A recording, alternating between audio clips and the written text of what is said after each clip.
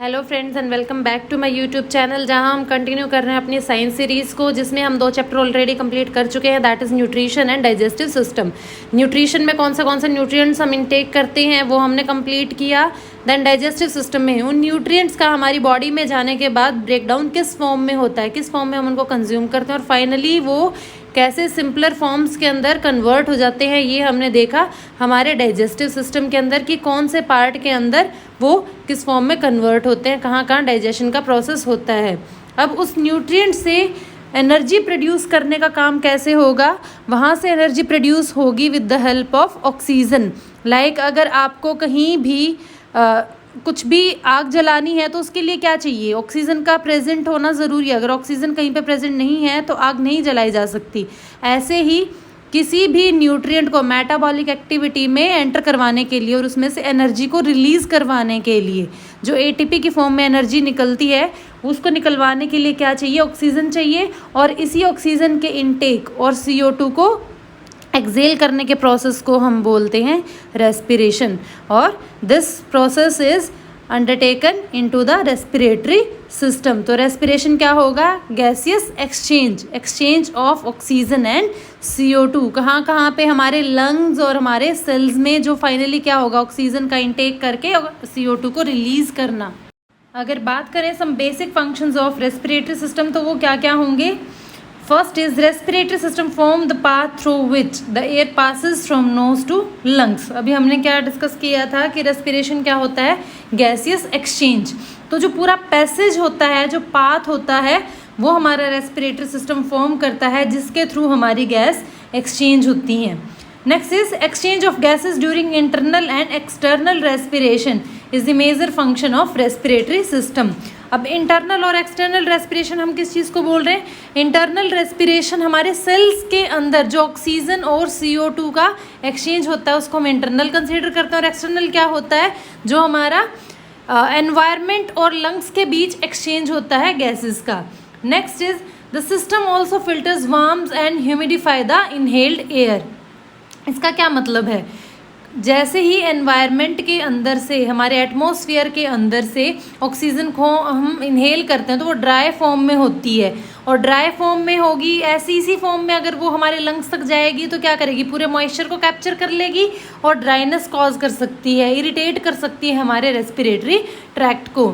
तो जो भी हमारा रेस्पिरेटरी सिस्टम है, मेनली हमारा जो नेज़ल चैम्बर होता है, वो क्या करता है, ह्यूमिडिफाई करता है पहले एयर को। जितना भी ऑक्सीजन कंज्यूम हम करते हैं उसके अंदर मॉइस्चर ऐड करता है ताकि वो हमारे रेस्पिरेटरी ट्रैक्ट को इरिटेट ना करे। ऐसे ही जो CO2 बॉडी से बाहर जाती है उसको भी क्या करता है, हमारा रेस्पिरेटरी सिस्टम मॉइस्चर प्रोवाइड करता है ताकि वो रेस्पिरेटरी ट्रैक्ट को इरिटेट ना करे। तो कोई भी गैस जो है, चाहे वो ऑक्सीजन है या CO2 है, ऑक्सीजन को इनहेल करते हैं, CO2 को एक्सेल करते हैं, तो हमारे रेस्पिरेटरी ट्रैक्ट में वो कुछ मॉइस्चर लेके ही एंटर करते हैं। ड्राई फॉर्म में एयर हमारी बॉडी में पास नहीं होती है, वो ह्यूमिडिफाइड होती है। Next is the system include vocal cords produce sound. जो हमारा रेस्पिरेटरी सिस्टम होता है उसी के अंदर प्रेजेंट होती हैं हमारी वोकल कॉर्ड्स, जिसकी वजह से हम साउंड प्रोड्यूस कर सकते हैं, बोल सकते हैं। Next is lungs control body pH level. अब बॉडी pH लेवल को लंग्स कैसे कंट्रोल करते हैं, जो CO2 है वो क्या करती है, आगे फर्दर हमारा बाइकार्बोनेट बफर सिस्टम प्रोड्यूस करती है, तो एक तरीके की pH को भी बैलेंस करता है, कितनी ऑक्सीजन है, कितनी CO2 है, बफर सिस्टम मेंटेन करके रखते हैं लंग्स हमारा। Next function is olfactory bulb help in smelling. जो हमारी नेजल कैविटी होती है, नेजल चैम्बर के अंदर प्रेजेंट होते हैं ऑल्फैक्टरी बल्ब, जो क्या काम करते हैं, स्मेल को सेंस करने में हेल्प करते हैं। हमारी बॉडी में कितनी सेंसेस होती हैं, कहाँ कहाँ प्रेजेंट होती हैं, ये कमेंट बॉक्स में लिख के बताइए। और जो ऑल्फैक्टरी वर्ड है वो हमेशा किसके लिए यूज़ होता है, नोज़ के लिए यूज़ होता है, हमारे नेज़ल चैम्बर के लिए यूज़ होता है। तो ऑल्फैक्टरी बल्ब जो प्रेजेंट होते हैं उनका काम होता है, किसी भी स्मेल को अगर हम सेपरेटली सेंस कर सकते हैं, आइडेंटिफाई कर सकते हैं किस चीज़ की स्मेल है, तो वो किसकी हेल्प से होती है, ऑल्फैक्टरी बल्ब की हेल्प से हम कर सकते हैं। और वो कहाँ प्रेजेंट होता है, हमारे नेज़ल चैम्बर के अंदर, तो वो भी एक पार्ट है हमारे रेस्पिरेटरी सिस्टम का। Next function is human cells need continuous supply of oxygen for its proper functioning. जैसे हम खाना खाए बिना रह सकते हैं कई दिन तक, हम पानी पिए बिना भी कई घंटों तक रह सकते हैं, बट क्या हम बिना ऑक्सीजन के रह सकते हैं? हम बिना ऑक्सीजन के ज़्यादा देर तक नहीं रह सकते हैं, क्योंकि हर एक सेल को अपनी एनर्जी प्रोड्यूस करने के लिए फूड का ऑक्सीडेशन करना पड़ता है, और वो ऑक्सीडेशन तब तक नहीं हो सकता जब तक ऑक्सीजन प्रेजेंट ना हो। और इसीलिए सबसे ज़्यादा जो कंज्यूम करता है हमारी बॉडी में कोई ऑर्गन ऑक्सीजन को, दैट इज़ ब्रेन। ब्रेन हमारी पूरी बॉडी को कंट्रोल करता है, और अगर उसको ऑक्सीजन मिलनी बंद हो जाती है, कम हो जाती है, तो क्या होता है? सबसे पहले हम अनकॉन्शियस होते हैं।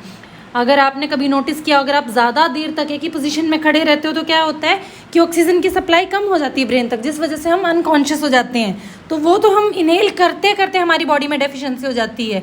लेकिन अगर हमारा रेस्पिरेटरी सिस्टम नहीं होगा, ऑक्सीजन हमारी बॉडी में नहीं होगी, तो क्या कोई भी ऑर्गन अपना प्रॉपर फंक्शन कर पाएगा?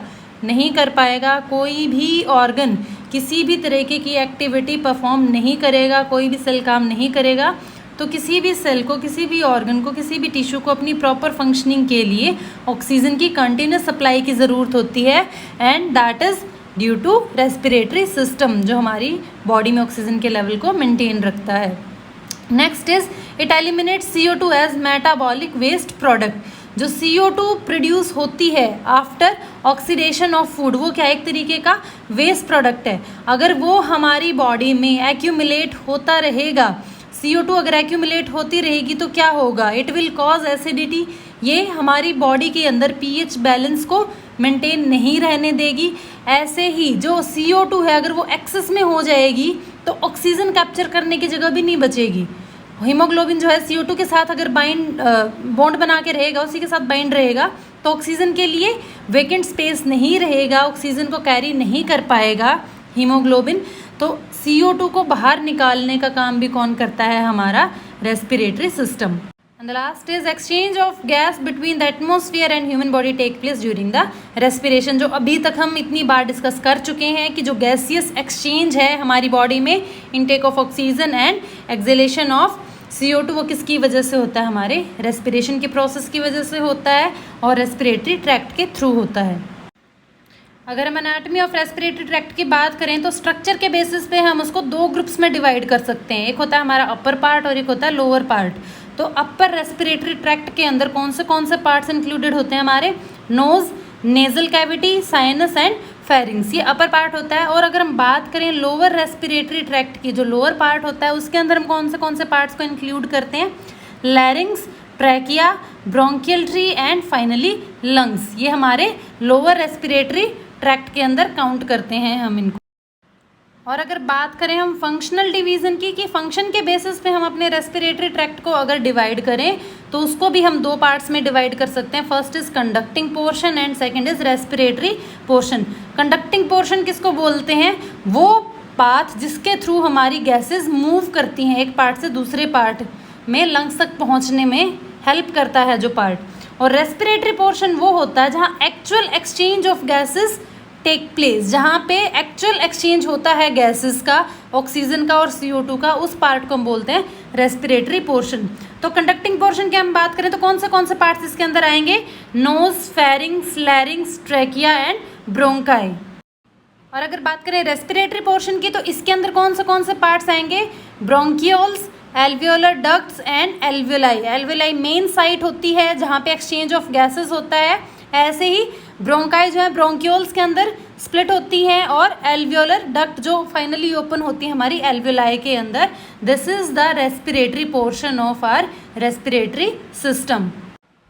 You can clearly see in the image our upper and lower respiratory tract as well as the conducting and respiratory portion of respiratory system। कहाँ पे कौन सा पार्ट प्रेजेंट होता है? इस डायग्राम में आपको हर एक पोर्शन अलग अलग डिनोट करके दिखाया गया है। So let's start the explanation with the first part of respiratory system, that is nose। nose क्या होती है? This is position between the forehead and upper lip। External part है हमारे रेस्पिरेटरी सिस्टम का। The first organ of respiratory tract, ये हमारे respiratory tract का first organ होता है। It provide an entrance for the inhaled air. जैसे food के लिए हमारे माउथ की ओपनिंग थी, ऐसे एयर की एंट्रेंस के लिए हमारे नोस्ट्रिल्स की ओपनिंग होती है, नोज की ओपनिंग होती है। Nose perform the process of warming, moisturing and filtering of inhaled air. जो मेन फंक्शन होता है हमारी नोज का क्या होता है? वार्मथ प्रोवाइड करना, कोई भी अगर हम एनवायरमेंटल एटमॉस्फेरिक एयर को इनहेल कर रहे हैं तो उसका टेम्परेचर कुछ भी हो सकता है, उसको हमारी बॉडी के टेम्परेचर से मैच करवाना, थोड़ा वार्म करना, उसको मॉइस्चर प्रोवाइड करना और फिल्ट्रेशन प्रोवाइड करना ताकि कोई भी एक्सटर्नल बैक्टीरिया, वायरस या डस्ट पार्टिकल हमारे रेस्पिरेटरी ट्रैक्ट के अंदर एंटर ना करें। ये मेन फंक्शन होते हैं हमारी नोज़ के। इसके पार्ट्स की अगर हम बात करें तो नोज़ जो है उसको दो पोर्शन में हम डिवाइड करते हैं। एक होता है एक्सटर्नल नोज़ जो हमें विजिबल होते हैं पार्ट्स, और एक होता है इंटरनल नोज़ जिसको हम बोलते हैं नेज़ल कैविटी। एक्सटर्नल नोज़ की अगर हम बात करें तो वो कौन सा पोर्शन होता है जो एक्सटर्नल पार्ट हमें दिखाई देता है, that is the external nose, जिसमें हमें सिर्फ नोस्ट्रल्स दिखाई देते हैं। अगर हम बात करें नेज़ल कैविटी की, जो एक्सटर्नल नोज़ के अंदर कैविटी प्रेजेंट होती है उसी को हम बोलते हैं nasal cavity. At the base of the nose two opening separated by the nasal septum cartilages present. Nasal cavity के अंदर सबसे पहले हम क्या देखते हैं कि जो हमारे नोस्ट्रल्स होते हैं, ओपनिंग होती है नोज़ की, उसको बीच से एक पार्ट डिवाइड करता है, कार्टिलेज का बना हुआ पार्ट होता है जो हमारी ओपनिंग को, नोज़ की ओपनिंग को डिवाइड करता है टू पार्ट्स के अंदर, उसको हम क्या बोलते हैं nasal septum. Next openings are called as nostril. ये जो नोज़ की ओपनिंग है दो पार्ट्स में डिवाइड हो गई है, इसको हम बोलते हैं नोस्ट्रिल या फिर anterior nares, through which the air enter to reach the nasal cavity. यहीं से हमारी एयर एंटर करती है नेज़ल कैविटी के अंदर जाने के लिए। And the anterior nares are the openings of the nasal cavity contain small hair in it. सबसे एक्सटर्नल जो पार्ट हमें दिखाई देता है ओपनिंग का, that is nostril. Anterior nares बोलते हैं। एंटीरियर नेयर्स के पास क्या प्रेजेंट होते हैं, हेयर प्रेजेंट होते हैं, छोटे छोटे हेयर्स जो प्रेजेंट होते हैं उनका काम होता है फिल्ट्रेशन का।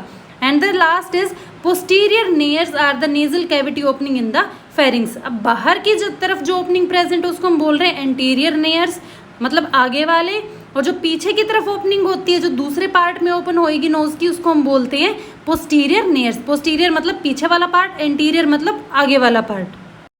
अदर देन दीज हमारी नेज़ल कैविटी के पास पैरानेज़ल साइनस भी प्रेजेंट होते हैं, जो क्या होते हैं एयर फिल्ड स्पेस होता है हमारे स्कल के वेट को कम करने के लिए और सेंसेशन को फील करने के लिए। बात करें अगर हम फंक्शंस ऑफ नेज़ल कैविटी की, तो इसका मेन काम क्या होता है, रेस्पिरेशन में हेल्प करता है, एक पैसेज प्रोवाइड करता है एयर को या फिर ऑक्सीजन को, CO2 को पास होने के लिए, help in the passage of air across the nasal cavity. और क्या क्या इसके फंक्शंस होते हैं, फर्स्ट हो गया रेस्पिरेशन, सेकंड फंक्शन होता है एयर कंडीशनिंग। एयर कंडीशनिंग का क्या मतलब है, अगर हमारे एटमॉस्फेयर का टेम्परेचर सर्दी है, गर्मी है या कुछ भी है, क्या वो एयर एज इट इज़ हमारी बॉडी में जाती है, ये हम अभी भी डिस्कस कर चुके हैं पहले भी, but let's explain in detail कि अगर हमारे एटमॉस्फेयर का टेम्परेचर, सपोज अगर सर्दियां हैं तो बहुत डाउन टेम्परेचर भी आ जाता है, गर्मियां हैं तो बहुत हाई टेम्परेचर भी चला जाता है, तो हमारी नेज़ल कैविटी के अंदर ये कैपेसिटी होती है कि वो -5 डिग्री सेल्सियस से लेके 55 डिग्री सेल्सियस तक की एयर को कन्वर्ट कर देती है 31 से 37 डिग्री सेल्सियस नेज़ोफेरिंग्स वाले पार्ट के अंदर। दैट मीन्स कि बाहर हमारे एटमॉस्फेयर का चाहे कुछ भी टेम्परेचर हो, जो एयर हमारी बॉडी के अंदर एंटर करेगी, जो गैसेस हमारी बॉडी के अंदर एंटर करेंगी, वो हमारी बॉडी के साथ ही हार्मनी में होती हैं, उतने ही टेम्परेचर से वो मेंटेन रहती हैं, ताकि एकदम से हमें शॉक ना लगे हाई या लो टेम्परेचर की वजह से। ऐसे जैसे टेम्परेचर रेगुलेशन होती है, वैसे ही मॉइस्चर भी रेगुलेट किया जाता है इनहेल्ड एयर का। जो भी एयर को हम इनहेल कर रहे हैं वो ड्राई फॉर्म में एंटर नहीं करेगी। अभी पहले भी एक्सप्लेन किया था हमने कि अगर ड्राई फॉर्म में एयर एंटर करती है हमारे रेस्पिरेटरी ट्रैक्ट के अंदर, तो वो क्या करेगी, पूरे के पूरे रेस्पिरेटरी ट्रैक्ट को या लंग्स को क्या कर सकती है, डिहाइड्रेट कर सकती है, उसका मॉइस्चर एकदम से कैरी कर सकती है। तो वो सारा प्रोसेस हमारी नेज़ल कैविटी के अंदर ही हो जाता है। जितनी भी एयर एंटर करती है उसको 100% ह्यूमिडिफाई करके, नेज़ल कैविटी के अंदर ही ह्यूमिडिफाई करके आगे फर्दर पार्ट्स के अंदर एंटर होने देती है हमारी नेज़ल कैविटी, जो भी एयर को हम इनहेल करेंगे। Next, inhaled air is filtered, warmed, humidified in the nasal cavity. So हमने देखा कि नेज़ल कैविटी क्या क्या करेगी, फिल्टर भी करेगी, उसको एयर कंडीशनिंग का भी काम करेगी, टेम्परेचर को भी मेंटेन करेगी और ह्यूमिडिफाई भी करेगी। ये तीनों के तीनों फंक्शंस कहाँ हो चुके होते हैं, नेज़ल कैविटी के अंदर हो चुके हैं, इससे पहले कि जो इनहेल्ड एयर है वो हमारे फर्दर रेस्पिरेटरी ट्रैक्ट के अंदर मूव हो। Next function of nasal cavity is defence. अब डिफेंस कैसे प्रोवाइड करती है नेजल कैविटी हमें? इसका जो म्यूकोसिलरी सिस्टम होता है ये क्या करता है? It hold back all the microbes and foreign particles.